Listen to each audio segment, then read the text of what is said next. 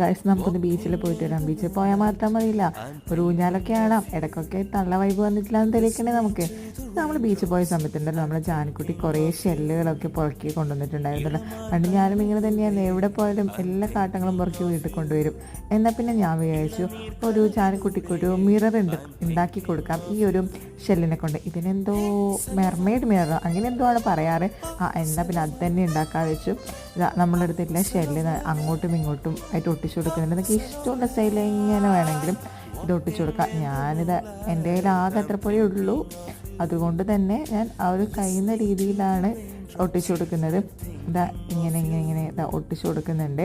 പിന്നെ അതിന് ശേഷം ഉണ്ടല്ലോ വൈറ്റ് മുത്തുകൾ കൂടി ഒട്ടിച്ചു കൊടുക്കുന്നുണ്ട്. ഇത് മാല പൊട്ടിയ മുത്താട്ടോ, അല്ലാണ്ട് വാങ്ങിയ പേഴ്സൊന്നല്ല.